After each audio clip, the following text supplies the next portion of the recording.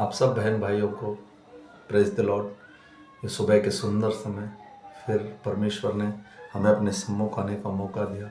मैं विश्वास करता हूँ पूरी रात हम लोगों ने अच्छी नींद ली, क्योंकि परमेश्वर के दूत हमारे चारों तरफ छानी लिए रहते हैं।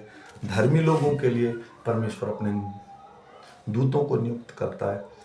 आज हम सुबह का वचन पढ़ेंगे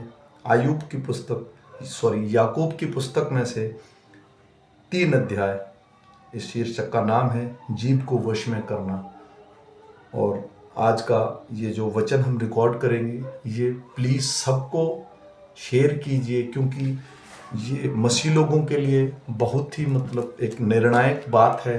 क्योंकि जीभ को वश में करना, इसी वजह से हम लोग पापी हो सकते हैं और इजरायली लोग कुड़कुड़ाते थे।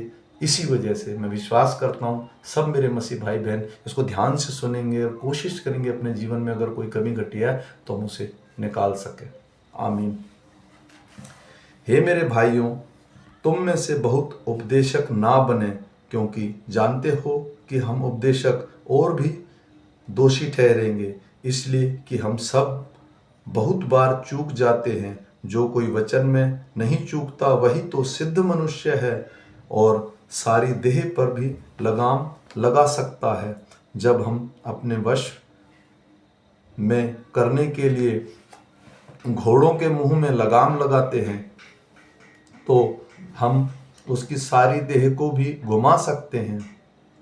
देखो, जहाज भी यदि ऐसे बड़े होते हैं और प्रचंड वायु से चलाए जाते हैं तो भी एक छोटी सी पतवार के द्वारा मांझी की इच्छा के अनुसार घुमाए जाते हैं। वैसे ही जीभ भी एक छोटा सा अंग है और वह बड़ी बड़ी डींगे मारती है।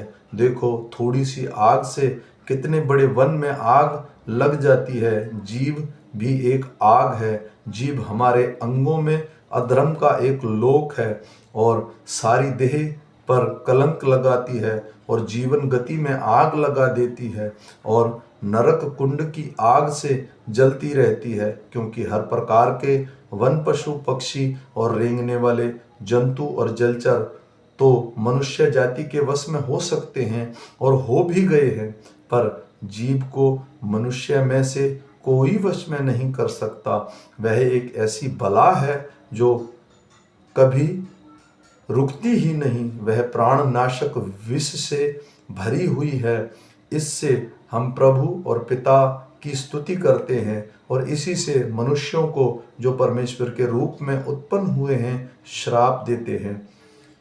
एक ही मुंह से धन्यवाद और श्राप दोनों निकलते हैं। हे मेरे भाइयों, ऐसा नहीं होना चाहिए। क्या सोते के एक ही मुंह से मीठा और खारा जल दोनों निकलता है? हे मेरे भाइयों, क्या अंजीर के पेड़ में जैतून, क्या दाख की लता में अंजीर लग सकते हैं? वैसे ही खारे सोते से मीठा पानी नहीं निकल सकता।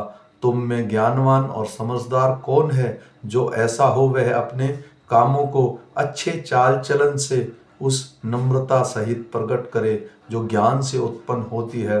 पर यदि तुम अपने अपने मन में कड़वी डाहा विरोध रखते हो तो सत्य के विरोधी में घमंड ना करना और ना तो झूठ बोलना। यह ज्ञान वह नहीं जो ऊपर से उतरता है, वरन संसारिक और शारीरिक और शैतानी है। क्योंकि जहाँ डाहा के विरोध होता है वहाँ बखेड़ा और हर प्रकार का दुष्ट कर्म भी होता है। पर जो ज्ञान ऊपर से आता है वह पहले तो पवित्र होता है, फिर मिलनानुसार कोमल और मृद भाव और दया और अच्छे फलों से लदा हुआ और पक्षपात और कपट रहित होता है। मिलाप करने वाले धार्मिकता का फल मेल मिलाप के साथ बोते हैं। आमीन, फिर आमीन। मैं विश्वास करता हूँ इस वचन के द्वारा आज हम बहुत कुछ सीखे हैं और फिर मिलेंगे शाम के वचन के साथ। तब तक सबको प्रभु आशीष करे। आमीन।